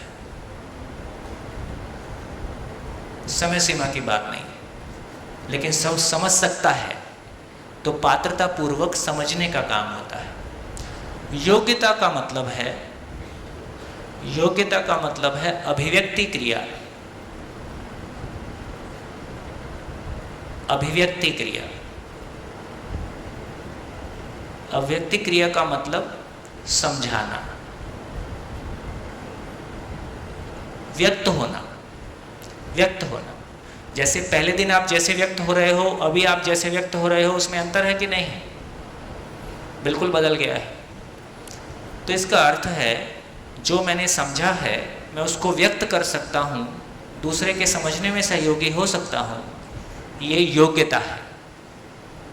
और तीसरा, क्षमता का मतलब है वहन क्रिया। वहन क्रिया, वहन का मतलब वहन करना। गुजराती में क्या बोलते हैं? वहन ही। वहन क्रिया का मतलब जीना। जीना का मतलब शिकायत मुक्त, अभाव मुक्त जीना। जैसे किसी ने एग्जाम्पल दिया कि उसने कुछ कहा, मैंने मुस्कुरा दिया, है ना। तो आपको हर परिस्थिति में आप सामान्य बने हुए हैं। वहन क्रिया, कितनी जिम्मेदारी को आप वहन कर सकते हैं, है ना, और आपके ऊपर दबाव नहीं आता है। तो कोई थोड़ी सी जिम्मेदारी में रोने लगता है और कोई बहुत बड़ी जिम्मेदारी निभाता है। हाथ पैर उसके 4-5 होते हैं कि वही 2 होते हैं? सभी मानव का साइज 5 से 6 फुट, वजन 60 से 80 किलो, आयु भी 70-80 प्लस माइनस। लेकिन एक मानव अपनी ज़िंदगी में 2 रोटी के लिए परेशान रहता है, एक हजारों लोगों को रोटी देने की सामर्थ्य रखता है। एक आदमी अपनी ज़िंदगी में दुखी रहता है, एक आदमी हजारों लोगों को खुशी देने की सामर्थ्य रखता है। तो ये सामर्थ्य किसका है? शरीर का है कि मन का है? तो ये मन का सामर्थ्य है, जीवन का सामर्थ्य है। शरीर का सामर्थ्य हम सबका सामान्य है, वो हम सबको पता है। तो योग्यता, पात्रता, क्षमता के रूप में हम सभी मानव अलग अलग हैं। क्या बोला? जीवन रूप में सभी मानव समान हैं। योग्यता, पात्रता, क्षमता के रूप में सभी मानव अलग अलग हैं। तो क्या समान है, क्या अलग है?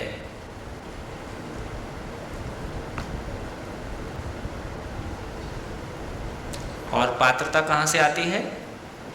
लिख लीजिए जो लिखना है। इस पूरी चर्चा से लिख डालिए क्या समझ में आया, क्या समझ में आया। कोई कंफ्यूजन है तो बोल सकते हैं, लिख लीजिए।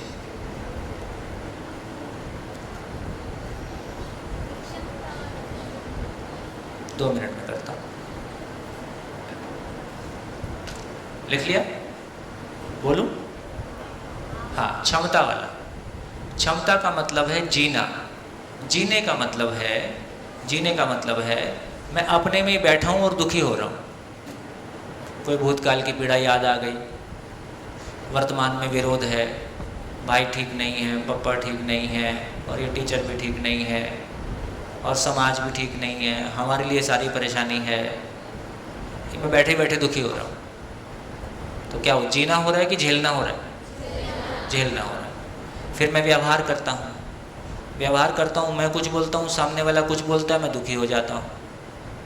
तो मेरे को लगता है किसी से बात ही करना बेकार है। तो मेरा आदमी के साथ जीने के लिए कॉन्फिडेंस कम पड़ता है। इसका मतलब मैं जी पा रहा हूँ कि झेल रहा हूँ, है ना। कोई एक व्यक्ति है, उसके साथ कोई टेढ़ा मेढ़ा व्यवहार भी कर सकता है, वो उसको बचा लेता है और उससे प्रभावित नहीं होता है, और उसके व्यवहार को भी कैसे ठीक करेगा, धीरे धीरे उसके साथ भी काम करता है, ठीक हो जाता है।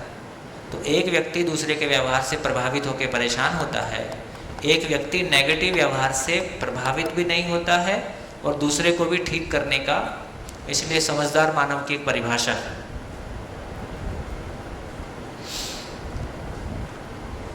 दूसरों की गलतियों से प्रभावित ना होना, दूसरों की गलतियों से प्रभावित ना होना और दूसरों की गलतियों को स्नेहपूर्वक ठीक करने की क्षमता रखना, ये समझदार आदमी की पहचान है। दूसरों की गलतियों से प्रभावित ना होना एक पार्ट, दूसरा पार्ट दूसरों की गलतियों को स्नेहपूर्वक ठीक करने की क्षमता रखना। ठीक कर देना नहीं बोल रहे हैं, ठीक करने की क्षमता रखना, और यदि वो चाहता है कि अपने आप को ठीक करना तो हम उसके लिए सहयोगी हो सकते हैं। तो दूसरों को हमको ठीक करना नहीं है, वो ठीक होना चाहते हैं और हमारे पास योग्यता है तो हम मिलके सहयोग करेंगे। बढ़िया, जीना समझ में आ गया। तो मेरा भाव और विचार निर्विरोध है, उसमें कोई मलिनता नहीं है। सुबह आप ही गाना गा रहे थे, पवित्रता आ जाए। मेरे भाव और विचार में पवित्रता है, क्योंकि जितनी मलिनता है, जो भी कुछ नेगेटिव है, वो मुझको ही परेशान करता है। तो मेरा भाव और विचार में पवित्र होना मेरे सुखपूर्वक जीने के लिए मेरी ज़रूरत है ना, और मुझको ये पाना होगा। और दूसरों के लिए भी मेरा भाव और विचार शुद्ध हो, पवित्र हो, दूसरों की भी अपेक्षा ऐसी है। तो ऐसा होने से हमारा जीना होता है। हमारा जीने से बोलना हमेशा ज़्यादा होता है, इसमें कुछ गलत नहीं है। बोलता है, जीता नहीं है। अरे बोलता तो अच्छा है, बोलने में भी गाली देता तो क्या करते। तो कोई भी चीज़ पहले बोलने में ही आएगी। सुना हुआ सुनाने के काम आता है, समझा हुआ जीने के काम आता है, समझाने के काम, समझा हुआ जीने के काम आता है। कोई समझना चाहता है उसको, उसके साथ भाई आप समझना चाहते हो तो आपसे शेयर कर देंगे। आप बोलोगे हमको नहीं समझना है, तो हमारी तो कोई ऐसी रोजगार नहीं है कि आपके कारण हमारा घर चल रहा है। ठीक है भाई, शुभकामनाएं। चाहे मेरे घर में है चाहे बाहर में है, तरीका एक ही रहेगा। मेरा बेटा बोलेगा अभी मेरा समझने का मन नहीं है, तो क्या करना है, शुभकामनाएं जी। जब आवश्यकता होगी तब बताना। तो इसका अर्थ ये हुआ, क्या हुआ, जीने की क्लैरिटी हमारी हो जाए। जीने का मतलब है मेरा भाव और विचार हमेशा मेरे लिए और सभी के लिए सुखदायी है, दूसरों की गलतियों से प्रभावित नहीं होता। पहले ही कहा था क्या, दूसरों की अयोग्यता से प्रभावित ना होना ही मेरी योग्यता है। तो धीरे धीरे ऐसा हमको याद आता रहेगा और हम अपने आप को संभालते रहेंगे, है ना। दूसरों की अयोग्यता से प्रभावित ना होना मेरी योग्यता है। क्या इससे मुझ में योग्यता आ जाएगी? नहीं आएगी, लेकिन ध्यान चला जाएगा। उस क्षण के लिए अपने आप को संभाल पाओगे। योग्यता आ जाए, इसके लिए कुछ और भी करना होगा। धीरे धीरे आगे बढ़ेंगे। बढ़िया, और बताओ, हो गया? आगे बढ़े। बहुत बढ़िया। हाँ जी, बड़े लोग कुछ कहना चाहते हैं। कैसा चल रहा है बच्चों का, कैसा लग रहा है आपको? आपको नहीं पूछ रहा हूँ, बड़े लोग को पूछ रहा हूँ, उम्र में जो बड़े। हाँ जी, कोई टिप्पणी करना चाहेंगे? बच्चों को देख के आपको कैसा लग रहा है? जब पहले दिन मैं आया था, हाँ, तो मुझे लगा कि मैं आके फंस गया हूँ। हाँ, क्योंकि मुझे लगा कि स्कूल का प्रोग्राम है ये। हालांकि जो मैसेज आया था उसमें ऐसा नहीं लिखा था कि स्कूल के बच्चों के लिए है। मैंने समझा सबके लिए है, मतलब एक कॉमन ग्रुप में जो होता है मैंने आपका जो वीडियो पे देखा है यूट्यूब पे, बच्चों का बहुत कम देखा है, लगभग नहीं के बराबर देखा है। हाँ। तो मला आ तो गए भाई, चलो देखते हैं। लेकिन समझ में ये आया कि हमसे ज़्यादा ग्रहणशील बच्चे हैं, क्योंकि जो उनका पात्र है उसमें इतना कचरा नहीं भरा जितना हमारे में भरा हुआ है। हम ऊपर तक कचरे से भरे हुए हैं, तो हमारे में अंदर आने में संभावना कम है, बच्चों में ज़्यादा है। देखिए, सार्वजनिक रूप से इन बातों को शेयर कर पाना, स्वीकार पाना, कोई तो मंच ऐसा हो जहां दिल की बात कह सकें। हमेशा दूसरों को प्रभावित करने के लिए, दूसरों से प्रभावित होने की दुनिया चलती रहे। कल नाटा जी और हम घूम रहे थे शाम को, तो मैं नाटा जी से कह रहा था कि मैंने थोड़ा सा फोकस बच्चों की तरफ ज़्यादा रखा हुआ है। बड़े लोग थोड़ा सा ऐसा हो सकता है फील करें कि हमारे ऊपर फोकस कम है, पर मुझको लगता है कि उनकी उदारता अपने को मिल जाएगी, क्योंकि शायद जो कुछ हो रहा है, हॉल में घट रहा है, उस प्रक्रिया को देख के ये एहसास हम सबके भीतर आएगा कि ये जीवन रूप में सभी समान हैं। बहुत संभावना है एक बाप के बच्चे जीवन रूप में उसके पिता हों।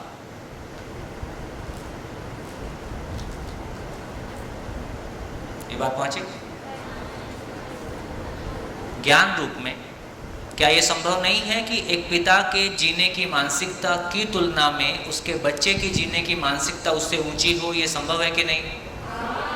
ये संभव है। तो जीवन रूप में जब हमको इस बात का ख्याल आ जाएगा कि जीवन रूप में सभी समान है, और उम्र में छोटा एक व्यक्ति हो सकता है मेरा बेटा है या मेरी बेटी है, चेतना के रूप में वो मुझसे बहुत आगे की चीज़ हो सकता है, क्योंकि चेतना के रूप में देखने की अभी हमारी आंखें नहीं हैं, अभी हमारा ऐसा दृष्टिकोण नहीं है ना। तो हम तो ये देखते हैं कि इसको इंग्लिश आती है कि नहीं, अच्छा मेरे को आती है, अच्छा मैं इंजीनियर हूँ, ये अभी बनेगा, जो तुम 20 साल बाद बनोगे वो मैं आज हूँ। तो अभी हम भौतिक मापदंडों के आधार पर बच्चे के साथ अपना कंपैरिजन कर रहे हैं। चेतना के स्तर में ये हो सकता है कि पिता का पैसे को लेके बेहद लगाव है और बच्चे का पैसे को लेके कोई उतना मोह नहीं है।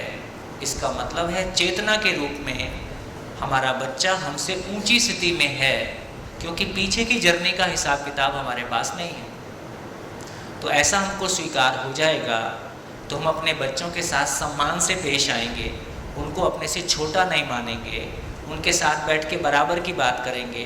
हमारे भाव और भाषा में उनके प्रति सम्मान होगा।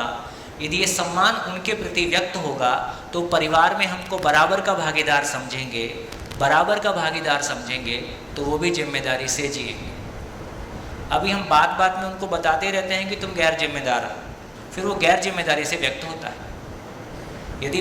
यदि हर बार उसको ध्यान में आएगा कि तुम परिवार में बराबर के जिम्मेदार हो, तो वो भी बराबर का बहुत मुश्किल है किसी पे बहुत विश्वास किया जाए और वो आपके विश्वास को धोखा दे, ये बहुत मुश्किल काम है।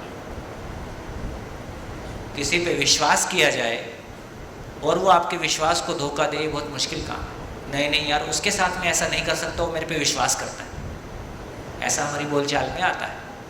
तो मुझको लगता है कि हम माँ बाप भी बच्चों को जीवन रूप में समान है, जीवन रूप में समान है, योग्यता पात्रता के रूप में मुझसे ऊंची चीज हो सकता है, इसकी संभावना काफी ज्यादा है। कब पता चलता है?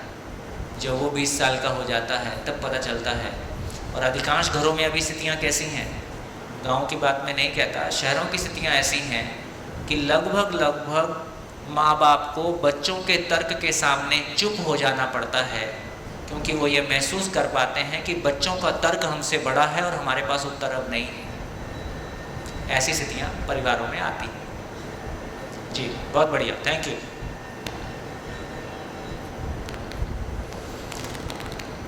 आगे चले?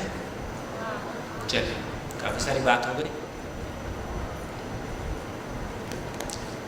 बीच का पूरा साफ, डमरू छोड़ के बाकी सब साफ। डमरू छोड़ दीजिए, डमरू में भी बीज ये सब हटा दीजिए। बताइए और कोई शेयरिंग? हाँ जी, माइक पीछे, माइक।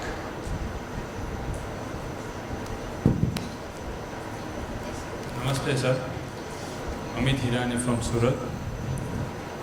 सर, पहले दिन जब आए तब ऐसा लगता था जैसे मैंने आपके बारे में थोड़ा सुना था, थोड़े वीडियो देखे थे, और ये जो मैं समझ पाने की कोशिश कर रहा था उसके हिसाब से मुझे ऐसा लग रहा था कि ये तो बहुत बड़ा रॉकेट साइंस है। किसी को समझना इतना मुश्किल है कि सब लोग ये नहीं समझ पाएंगे, इस सबकी ये समझने की पात्रता नहीं है।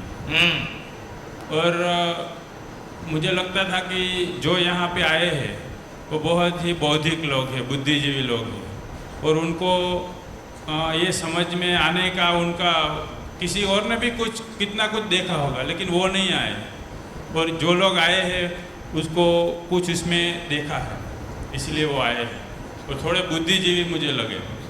तो पहले दूसरे दिन ऐसा लगा कि इन बच्चों का उतना लेवल नहीं होगा कि ये सब चीज़ समझ पाएंगे, क्योंकि मैं बच्चों के साथ काम करता हूँ।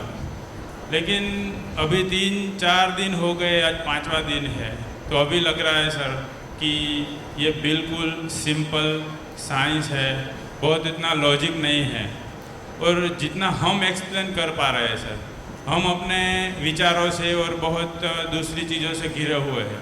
बच्चे उतने क्लीन हैं हमारे कंपेयर में, तो वो अपने जीवन से बहुत जल्दी जुड़ पा रहे हैं, और हम गांधी जी बोध की बात करके बहुत थियोरिकल में जा रहे हैं, और बच्चे बहुत प्रैक्टिकल है सर। तो उनके लिए एक बार तालियां बच्चों के लिए।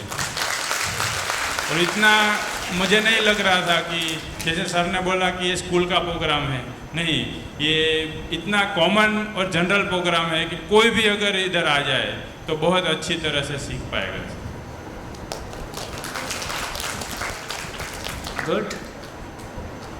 हाँ जी, लास्ट बोलिए बोलिए।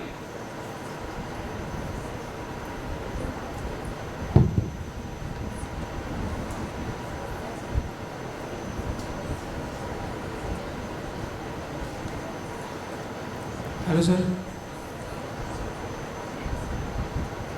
कभी कभी तो अभी सोचने में आ रहा है 3-4 दिन में, रोज़ सोचने में आता है कि जब आप जाते हैं यहाँ से 6 बजे शाम को, तो किस तरह बीच में रोक के आपको धन्यवाद बोले, कि जितना ज़िंदगी में परिवर्तन अंदर से महसूस किया है। अभी इन बच्चों को देख के ऐसा भी लगता है कि काश जब कॉलेज अभी ग्रेजुएशन पूरा हुआ तो ग्रेजुएशन के फर्स्ट ईयर में ही अगर पता चलता तो वो 3 साल कितना दम लगाते। बहुत बढ़िया। अभी ये बच्चे 11वीं-12वीं में हैं, तो अभी तो जिम्मेदारियां थोड़ी सी आती है तो उस बारे में भी सोचना आता है, लेकिन जब जिम्मेदारियां नहीं थी, माँ बाप पैसे दे रहे थे और तब ये सब चीज़ पता चलती, आज जो ग्रेजुएशन में पढ़ा था वो काम नहीं आता कुछ। और मैं अधिकतर सोचता रहता था कि भारत इनोवेशन के मामले में इतना पीछे है और कुछ इनोवेशन नहीं करता, और बोलते हैं साधु महात्माओं का देश है, तो अच्छा भी नहीं लगता था। लेकिन अब पता चला कि इतना तगड़ा इनोवेशन हम लोग कर पाए हैं। बहुत बढ़िया। उन लोगों ने भौतिक वस्तु में इनोवेशन किया, हमने चेतना जगत में इनोवेशन किया, और तो भारत में होने का गर्व महसूस हो रहा है और एक मध्यम परिवार में पैदा होने का गर्व महसूस होता है। कोई दिन ऐसा भी आ सकता है हमारी बेटियां समझाने के लिए पूरे विश्व में जा रही हैं, ऐसा भी तो हो सकता है।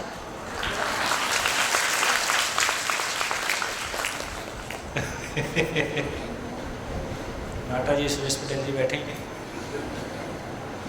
विश्व लेवल के प्रोग्रामों से कम आप बनाते ही नहीं। नाटा जी कुछ कहना चाह रहे हैं, माइक दीजिए।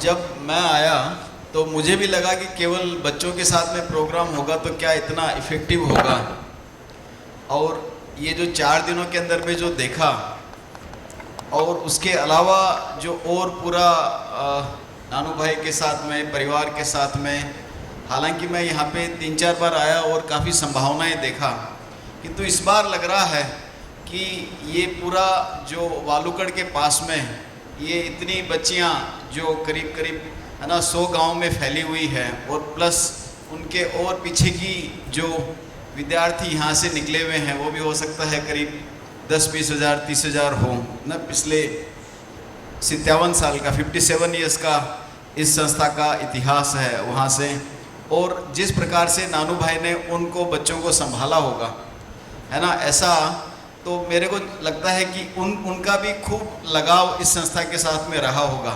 तो एक बड़ी संख्या, और है ना, पूरी दुनिया घूमने के बाद में कहीं पे कोई मानवीय गांव मिला हो ऐसा नहीं हुआ। अब लग रहा है कि यहाँ पे एक साथ में इन बच्चों के माध्यम से जो है ना कल के होनहार नागरिक हैं, है ना, बहुत जिम्मेदार नागरिक बनेंगे, और इस समझ के साथ में तो मुझे लगता है कि एक बड़ा ही उज्जवल भविष्य है, न केवल सौराष्ट्र के लिए, न केवल गुजरात के लिए, न केवल भारत के लिए, किंतु पूरी दुनिया के लिए, जहाँ पे एक अच्छे से जीने की हमने विकास के चरम बहुत सारे देशों में देखे हैं, किंतु वो जो मानवीय जीवन जहाँ पे सब है ना एक एक व्यक्ति ठीक से जी सके, एक पूरा का पूरा गांव बढ़िया से जीता हो, उतने प्रेम से जीता हो। यहाँ पे बहुत सारी ऑलरेडी अच्छी चीज़ें हैं कि एक श्रम की स्वीकार्यता है, अच्छे संबंध हैं, थोड़ा जो समझ वाला जो भाग है जो यहाँ से मिला है, और इतना मुश्किल नहीं है ना, हम पढ़ने के लिए इधर जाते हैं उधर जाते हैं, और ये इतनी जो मूल चीज़ है वो इतनी आसान है, और कितनी बढ़िया से आराम से बच्चे जो देख पा रहे हैं, तो एक बड़ी संभावना दिख रही है। आप सब लोगों को खूब खूब बधाई, और मिलकर के मेरे को लग रहा है कि हम अंजाम देंगे, और हम चाहते हैं कि सोम भाई उसके लिए दो तीन महीने में बराबर आते रहें। क्यों?